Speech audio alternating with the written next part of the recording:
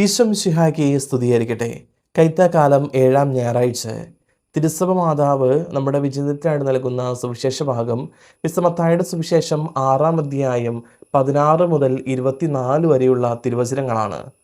മനുഷ്യൻ സ്വഭാവത്തിൽ തന്നെ സമ്പാദന വ്യഗ്രതയുള്ളവനാണെന്നും അവൻ നാളത്തേക്ക് എന്തെങ്കിലുമൊക്കെ കരുതി വയ്ക്കുന്നു. ദീർഘകാലം കേടുകൂടാതിരിക്കുന്നതും കൂടുതൽ മൂല്യവുമായ വസ്തുക്കൾ സമ്പാദിക്കാനാണ് എല്ലാവരും ആഗ്രഹിക്കുന്നത്. ഈ ആഗ്രഹം യാഥാർത്ഥ്യമായി തീരണമെങ്കിൽ സ്വർഗത്തിൽ നിക്ഷേപം സൂക്ഷിക്കേണ്ടിയിരിക്കുന്നു. ഇന്നത്തെ സുവിശേഷത്തിൽ ഈശോ ഭൗതിക നിക്ഷേപങ്ങളെയും സ്വർഗീയ നിക്ഷേപങ്ങളെയും വിലയിരുത്തിയിട്ടുണ്ട്. സ്വർഗീയ നിക്ഷേപങ്ങൾ സമ്പാദിക്കാൻ എല്ലാവരെയും ആഹ്വാനം ചെയ്യുകയാണ്. ഈശോ പറഞ്ഞ 37 ഉപമകളിൽ 16 എണ്ണത്തോളം സമ്പത്തുമായി ബന്ധപ്പെട്ടതാണ് എന്നാണ് ബൈബിൾ പണ്ഡിതന്മാർ പറയുന്നത്. ഇന്നത്തെ വായനകളൊക്കെ സമ്പത്തിൻ്റെ നശ്വരതയെ സൂചിപ്പിക്കുന്നതാണ്. ഉൽപ്പത്തിയുടെ പുസ്തകത്തിലുള്ള വായനയിൽ ദൈവമായ കർത്താവ് ഭൂമുഖത്തുള്ള സകലത്തെയും വെള്ളപ്പൊക്കത്താൽ നശിപ്പിക്കുന്ന ഭാഗം.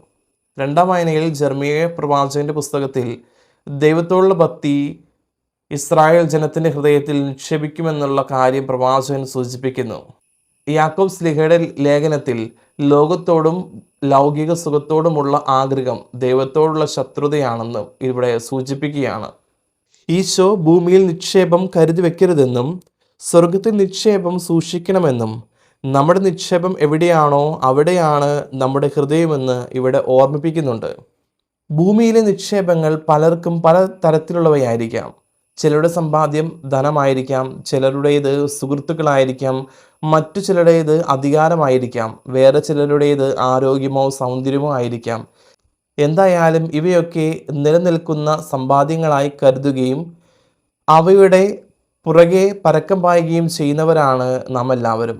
അവസാനം ഒന്ന് മാത്രം ഓർക്കുക, എല്ലാം നമ്മുടെ മുമ്പിൽ ഒരു നിരാശയായിട്ട് തീരും. കാരണം സമ്പത്തും സുഹൃത്തുക്കളും സ്ഥാനമാനങ്ങളുമെല്ലാം സ്വപ്നങ്ങൾ പോലെ മാഞ്ഞു പോകുന്നതെന്ന് ജോബിൻ്റെ അനുഭവം നമുക്ക് പഠിപ്പിക്കുന്നുണ്ട്. സമൃദ്ധിയുടെ ഉന്നതിയിൽ നിന്നും ഇല്ലായ്മയുടെ അന്ധകാരത്തിലേക്ക് അദ്ദേഹം വഴുതി വീണു. ആ ശൂന്യതയിൽ ഇരുന്നു കൊണ്ട് പോയ കാലങ്ങളെ അയവിറക്കുകയാണ്. വേണ്ടതിലേറെ സമ്പത്തുണ്ടായിരുന്നു. സ്നേഹസമ്പന്നയായ ഭാര്യ, ദൈവഭയമുള്ള പുത്രിപുത്രന്മാർ, തന്നെ പരിചരിക്കുവാൻ പരിചാരകർ, അവരോടൊത്ത് ഒന്നിച്ച് എന്നും ഉത്സാഹമായിരുന്നു ജോബിന്. ഒരുപാട് കന്നുകാലികൾ, സമ്പത്ത് എല്ലാം ഉണ്ടായിരുന്നു. പക്ഷേ ജോബിൻ്റെ ജീവിതം എന്നാൽ ഇന്നോ? ജോബ് പറഞ്ഞു വെക്കുന്നത് ഇങ്ങനെയാണ്. ജോബിൻ്റെ പുസ്തകം 50-ാം അധ്യായം 15-ാമത്തെ തിരുവചനം: ഞാൻ ശൂന്യനായി തീർന്നിരിക്കുന്നു. കാറ്റെന്ന പോലെ എൻ്റെ കീർത്തി ദൈവമേ അങ്ങ് പറപ്പിച്ചു കളഞ്ഞു. എൻ്റെ ക്ഷേമം ഒരു മേഘം പോലെ കടന്നു പോകുന്നു. വെറും കൈയോടെ വന്നു, വെറും കൈയോടെ പോകുന്നു. ഒരു വശത്ത് സമ്പാദ്യങ്ങൾ നമ്മെ കൈവിടുമ്പോൾ മറുവശത്ത് നാം സമ്പാദ്യങ്ങളോട് യാത്ര പറയുന്നു. ലോകം മുഴുവൻ സ്വന്തമാക്കണമെന്ന് ആഗ്രഹിച്ച് യുദ്ധങ്ങൾ നടത്തിയ മഹാനായ അലക്സാണ്ടർ ചക്രവർത്തി തൻ്റെ 33-ാമത്തെ വയസ്സിൽ മരിച്ചു. മരണത്തിൻ്റെ നിമിഷത്തിൽ കടന്നു പോകുമ്പോൾ അദ്ദേഹം തൻ്റെ വിൽപത്രം തയ്യാറാക്കി. അതിൽ ഒരു പ്രത്യേക സംഗതി എഴുതി ചേർത്തു: ലോക സാമ്രാജ്യങ്ങളെല്ലാം പടവെട്ടി പിടിച്ച ഞാൻ മരിക്കുമ്പോൾ ഒന്നും കൊണ്ടുപോകുന്നില്ലെന്ന് കാണിക്കാൻ എൻ്റെ 2 കരങ്ങളും ശവമന്ദിരത്തിന് വെളിയിലിടണമെന്ന്. മരണശേഷം ഈ അഭ്യർത്ഥന നിറവേറ്റപ്പെട്ടു. നമ്മൾ ലോകത്തിൽ നേടിയ ഒന്നും നമുക്കൊരിക്കലും നമ്മൾ മരിച്ചു കഴിയുമ്പോൾ കൊണ്ടുപോകാനായിട്ട് സാധിക്കില്ല. മറിച്ച് നമ്മൾ സമ്പാദ്യങ്ങൾ നിക്ഷേപിക്കേണ്ടത് അത് സ്വർഗത്തിലാണ്. നാം എങ്ങനെയാണ് സ്വർഗത്തിൽ നിക്ഷേപങ്ങൾ സമ്പാദിക്കുന്നത്?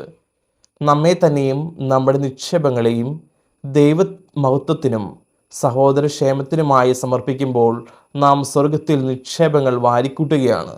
വിശുദ്ധ ലൂക്കയുടെ സുവിശേഷം 18-ാം അധ്യായം 22-ാം തിരുവചനം: ക്രിസ്തു നിർദ്ദേശിച്ച ഈ ജീവിതാവസ്ഥ തിരഞ്ഞെടുക്കുവാൻ എല്ലാവർക്കും സാധിച്ചെന്ന് വരില്ല. എന്നാൽ സമ്പത്തിനോടുള്ള നമ്മുടെ മനോഭാവം അത്യാഗ്രഹത്തിൻ്റേതാകാതിരിക്കാൻ ശ്രമിക്കണം. മനുഷ്യനൊരിക്കലും സമ്പാദ്യങ്ങളുടെ അടിമയാകരുത്. അബ്രഹാം ഒരിക്കൽ തൻ്റെ കൂടാരത്തിൽ ഇരിക്കുകയായിരുന്നു. അപ്പോൾ 3 ദിവ്യ അതിഥികൾ അവിടെ വന്നു.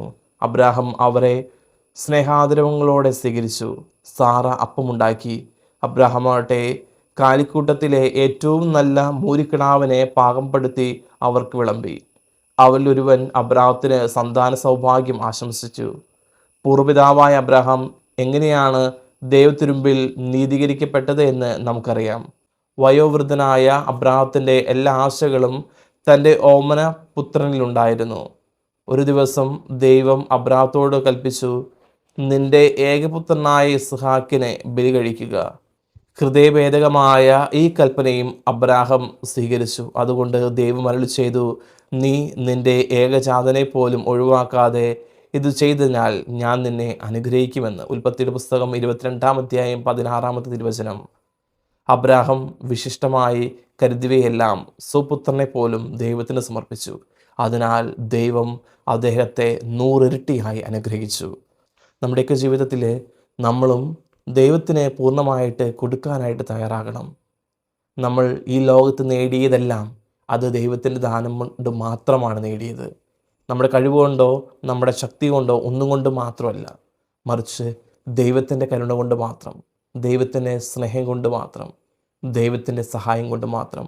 അതുകൊണ്ട് കിട്ടിയതെല്ലാം അത് ദൈവത്തിന് പൂർണ്ണമായിട്ട് കൊടുക്കാനായിട്ട് നമ്മൾ മനസ്സ് കാണിക്കുക. ഇന്നത്തെ സുവിശേഷത്തിൻ്റെ സന്ദേശം ഇതാണ്: നമ്മുടെ ഹൃദയം ഈ ലോകത്തിലെ നിക്ഷേപങ്ങളുടെ തിളക്കത്തിൽ മങ്ങിപ്പോകരുത്. ഭൗതിക സമ്പാദ്യങ്ങളുടെ ഊരാക്കുടുക്കിൽ നിന്നും ഹൃദയത്തെ മോചിപ്പിച്ച് സ്വർഗത്തിലേക്ക് എത്തിക്കണം. സ്വർഗീയ ചിന്തകൾ വിളഞ്ഞു നിൽക്കുന്ന ഹൃദയം മാഞ്ഞുപോകുന്ന നിക്ഷേപങ്ങളിൽ കുടുങ്ങുകയില്ല. ഭൗതിക നിക്ഷേപങ്ങളിൽ മനസ്സ് കുടുങ്ങിപ്പോയാൽ മനുഷ്യൻ ഈ ലോകത്തിലെ ഉത്കണ്ഠകളിലും പ്രശ്നങ്ങളിലും പ്രലോഭനങ്ങളിലും എല്ലാം ഉൾപ്പെട്ടു പോകും. അവസാനം ആ ചുഴിയിൽ നമ്മൾ നട്ടം തിരിയും. പരലോകത്തിൽ ഒന്നുമില്ലാത്തവനായി പുറന്തള്ളപ്പെടുകയും ചെയ്യും. വെളിപാട് പുസ്തകത്തിലെ ലവദോക്കിയ സഭയുടെ ചരിത്രം നമുക്കൊരു മുന്നറിയിപ്പാണ്. വെളിപാടിൻ്റെ പുസ്തകം 3-ാം അധ്യായം 17-ാം തിരുവചനം. നാം മനുഷ്യരുടെ മുമ്പിൽ മാന്യരായിരിക്കാം, ഉന്നതരും സമ്പന്നരുമായിരിക്കാം. എന്നാൽ യഥാർത്ഥത്തിൽ നമ്മൾ അങ്ങനെയാണോ? അങ്ങനെയാകണമെങ്കിൽ സ്വർഗത്തിൽ നമുക്ക് മാന്യതയും ഔന്നിത്യവും സമ്പത്തും ഉണ്ടായിരിക്കണം. ദൈവം അനുഗ്രഹിക്കട്ടെ.